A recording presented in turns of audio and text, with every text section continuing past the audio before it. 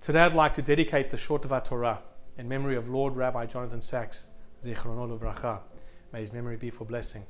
Rabbi Sacks inspired the world around him. He certainly encouraged me and inspired me through my relatively short rabbinic career.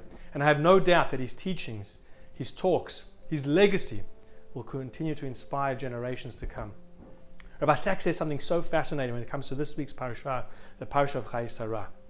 There's two main events that stick out. Event number one is, of course, unfortunately, the passing of Sarah and Avram purchasing a plot in the land of Israel to bury his wife.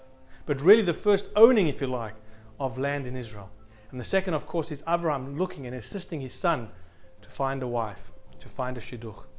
And Rabbi Sacks says something very interesting, because if you think about it, God promised Avram two things. Number one, that he would inherit the land of Israel.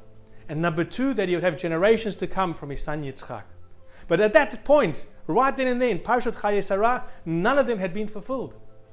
Now, if you were Avram, perhaps you'd say, well, I'm going to return the package. This is false advertising. Mekach taus. He deceived me.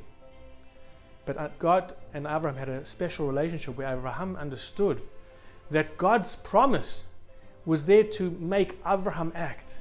It wasn't there to God to say, I'm going to promise you and you just sit back and relax.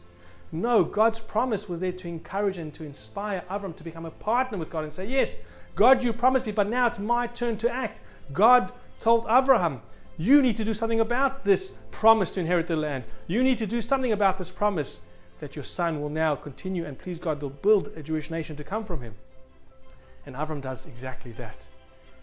He buys the land in Israel and he starts to look for a wife for his son. Friends, in our lives, there are so many times where we sit back and say, God, we need this, we want this, we pray, please help us. The question is, do we understand that God is saying, yes, I'm here, I'm ready to give you the blessing, but I need a partner.